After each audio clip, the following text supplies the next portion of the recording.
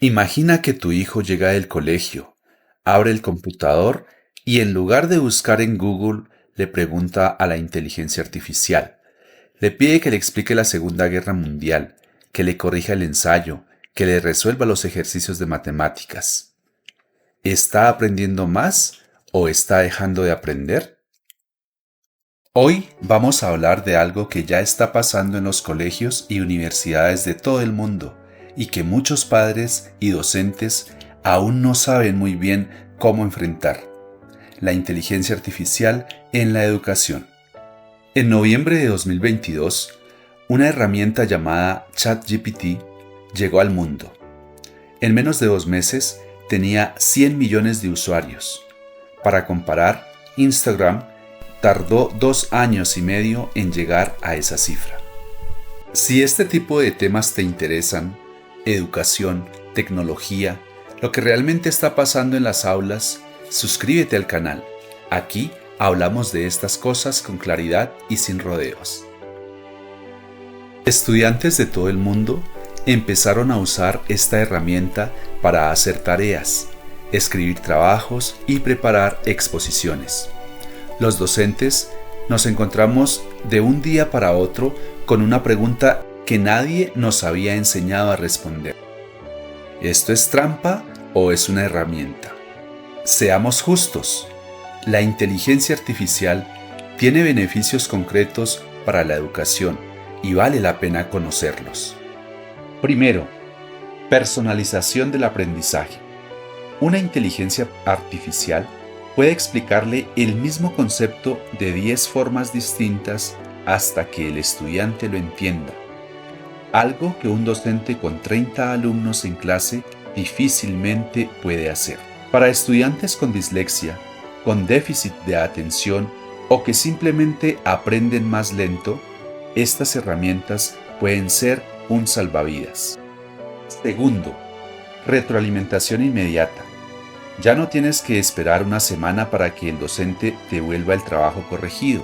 La inteligencia artificial te dice en segundos qué mejorar. Y tercero, y esto es importante en nuestros contextos latinoamericanos, la inteligencia artificial puede reducir brechas. Un estudiante en un municipio pequeño, sin acceso a tutores o a buenas bibliotecas, puede tener hoy un acompañamiento que antes era imposible. Pero hay otro lado, y también hay que mirarlo de frente. El primer riesgo es el más obvio: la deshonestidad académica. Cuando un estudiante le pide a la inteligencia artificial que le haga el trabajo completo, no está aprendiendo, está simulando que aprende. Y eso tiene consecuencias a largo plazo, que van mucho más allá de una nota. Hay algo que los neurocientíficos llaman el esfuerzo deseable. Aprender cuesta. El cerebro crece cuando se esfuerza, cuando comete errores, cuando tiene que buscar la respuesta.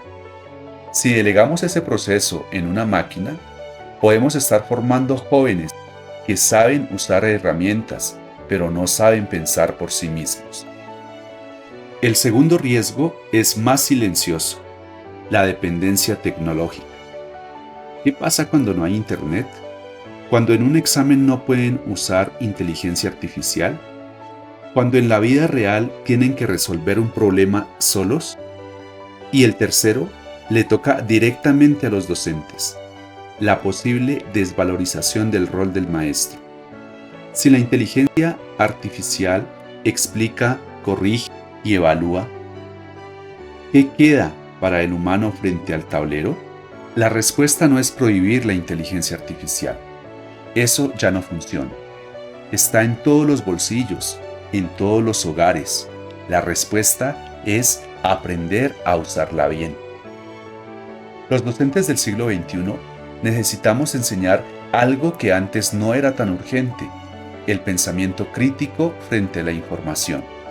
Enseñar a los estudiantes a verificar, a cuestionar, a usar la inteligencia artificial como punto de partida, no como punto de llegada.